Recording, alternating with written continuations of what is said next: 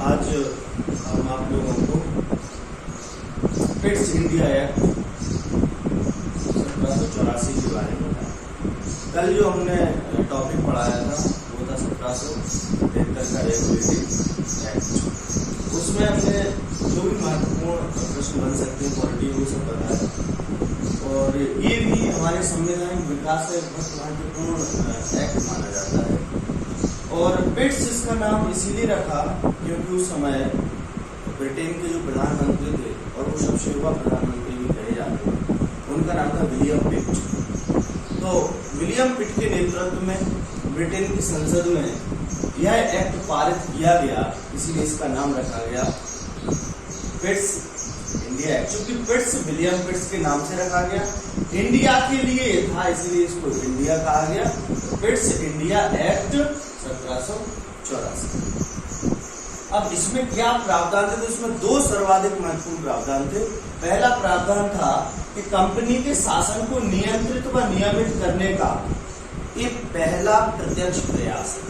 इससे पहले जो भी प्रयास किए गए वो कंपनी को नियंत्रित या नियमित करने के लिए डायरेक्ट कोई नहीं प्रयास किया। जो भी प्रयास किए गए वो कैसे? इनडायरेक्ट किए गए। कई बार प्रश्न पूछा गया तो पहला प्रथम ऐसा प्रयास जो प्रत्यक्ष रूप से कंपनी को नियंत्रित करेगा ब्रिटेन की सरकार।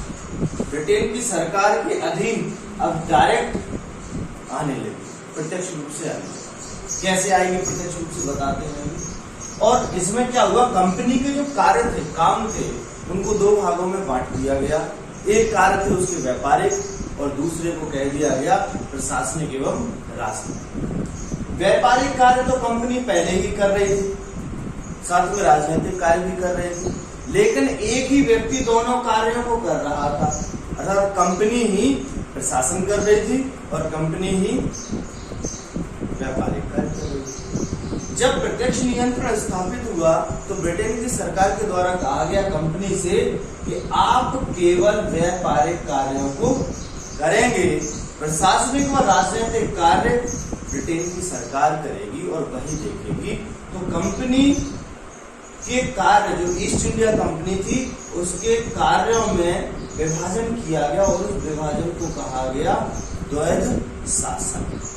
ये बहुत महत्वपूर्ण प्रश्न है कि किस एक्ट के द्वारा कंपनी के कार्यों को दो भागों में बांटा गया या द्वैध शासन का प्रारंभ हुआ ईस्ट इंडिया कंपनी में। तो पहला है व्यापारिक कार्य और दूसरा है राजनीतिक व प्रशासन। व्यापारिक कार्य 24 सदस्यीय जो बोर्ड ऑफ डायरेक्टर्स था वही करेगा।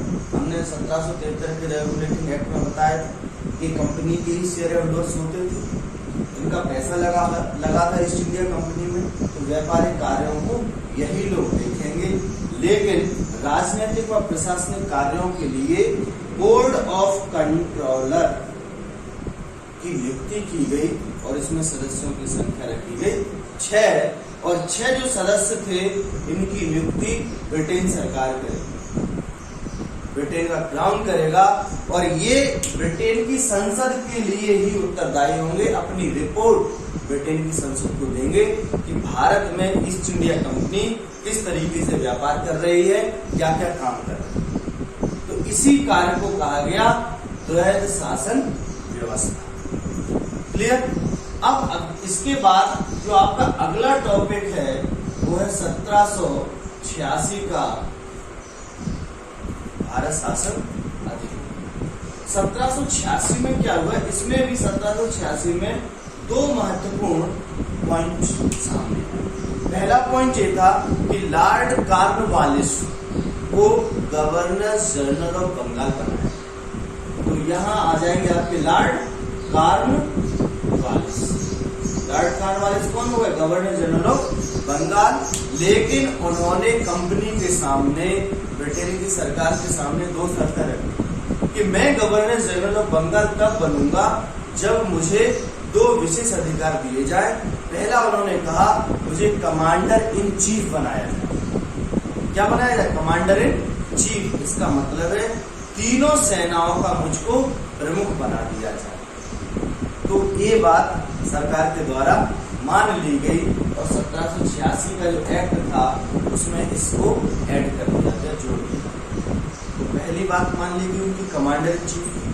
दूसरी बात उन्होंने कहा कि मैं जो काम करूंगा, जब कभी कोई विशेष परिस्थिति आ जाए, विशेष कंडीशन आ जाए, तो उस कंडीशन में मैं अपनी बात को ही मानूंगा। जो 4 सदस्यीय परिषद थी, पढ़ा आपने, कल मैंने बताया था, 4 सदस्यीय परिषद का मतलब है कि जो लॉर्ड कॉर्नवालिस या वारेन हेस्टिंग्स की एक कार्यकारी परिषद थी, उसकी काउंसिल थी, उसमें कितने सदस्य थे?